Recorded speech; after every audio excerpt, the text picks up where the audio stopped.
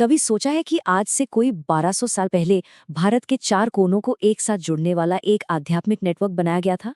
कोई टेक्नोलॉजी नहीं, कोई इंटरनेट नहीं, फिर भी एक ऐसा विशाल नेटवर्क। आज हम उसी ग्रैंड प्लान की कहानी को समझने वाले हैं। देखिए, स्क्रीन पर जो दिखाई दे रहा है ये सिर्फ कुछ लकीरें या एक नक्शा नहीं है। ये तो एक बहुत बड़ी, बहुत पुरानी योजना का ब्लूप्रिंट है। एक ऐसा खाका जिसे पूरे सब कॉन्टिनेंट को एक अदृश्य आध्यात्मिक धागे में पिरोने के लिए बनाया गया था। तो सवाल यही उठता है कि आखिर ये योजना थी क्या?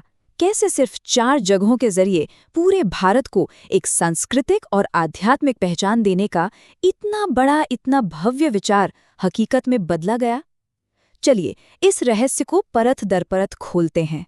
देखिए, इस नक्शे और इस मिशन के पीछे एक ही नाम है, एक ही सोच है, आदि शंकराचार्य।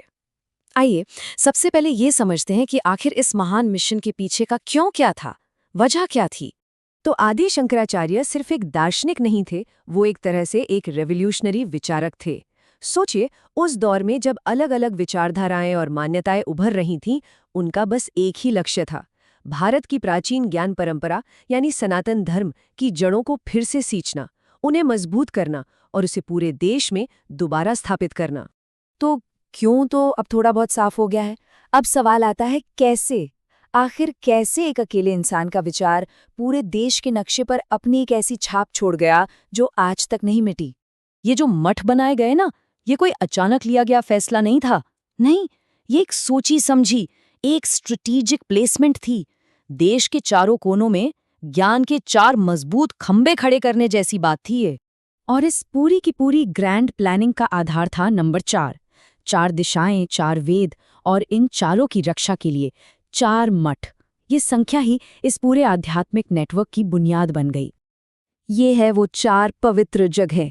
उत्तर में बर्फीले पहाड़ों के बीच बद्रीनाथ, पूरब में समंदर किनारे पुरी, दक्षिण में हरियाली से घिरा श्रृंगेरी और पश्चिम में द्वारका। चलिए अब इन चारों केंद्रों की एक छोटी सी यात्रा पर निकलते हैं।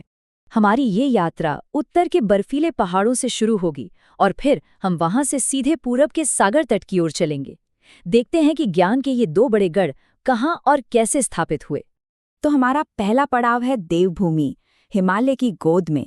यहीं पर आध्यात्मिकता का पहला और सबसे ऊंचा केंद्र बनाया गया। उत्तर दिशा में उत्तराखंड के बद्रीनाथ में स्थापना हुई ज्योतिर्मठ की। इस मठ को जिम्मेदारी दी गई अथर्ववेद के ज्ञान को संभालने की। अथर्ववेद, जिसे अक्सर ज्ञान और विज्ञान से जुड़ा वेद भी माना जाता है। अब हिमालय की ऊंचाइयों से उतरकर हम भारत की पूर्वी तट का रुख करते हैं। बंगाल की खाड़ी के किनारे बसा है एक और बहुत ही जरूरी केंद्र। पूर्व में ओडिशा की पवित्र नगरी पुरी में गोवर्धन मठ की स्थापना की गई। इसे सबसे पुराने और सबसे अहम वेद यानी ऋग्वेद की परंपरा को जिंदा रखने का काम सौंपा गया। हमारी यात्रा अब भारत के दक्षिणी और पश्चिमी तटों की ओर बढ़ रही है। यहाँ पर परंपरा के 2 और मजबूत आधार स्तंभ स्थापित किए गए। अब हमारे यात्रा का अगला पड़ाव है भारत का दक्षिणी सिरा, एक ऐसा इलाका जो सदियों से ज्ञान और संस्कृति का गढ़ रहा है। दक्षिण में कर्नाटक की तुंगा नदी के किनारे स्थापित हुआ श्रृंगेरी शारदा पीठ। ये मठ यज्ञ और कर्म कांडों से जुड़े वेद यानी यजुर्वेद के ज्ञान का सबसे बड़ा केंद्र बना। और अब हमारी ये परिक्रमा पूरी होने वाली है। हम पहुंच चुके हैं भारत के पश्चिमी तट पर, अरब सागर के किनारे बसे अपने आखिरी केंद्र पर।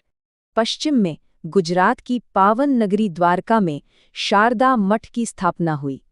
इसे संगीत और मंत्रों के वेद, सामवेद के ज्ञान को सहेजने और आगे बढ़ाने का दायित्व मिला।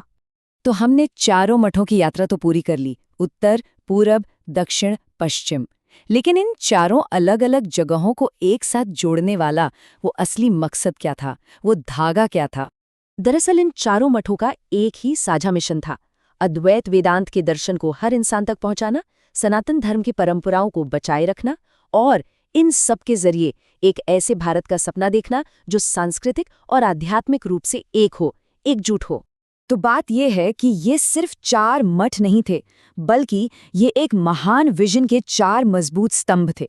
ये सिर्फ भूगोल पर निशान लगाना नहीं था, बल्कि भूगोल को एक दर्शन से जोड़ना था। और आखिर में ये एक बहुत बड़ा सवाल हमारे सामने छोड़ जाता है कि क्या किसी विचार को, किसी विरासत को सदियों तक जिंदा रखने के लिए उसे भूगोल से जोड़ना वाकई जरूरी है? और क्या आज के दौर में भी हम ऐसी स्थायी विरासतें बना सकते हैं? सोचिएगा जरूर।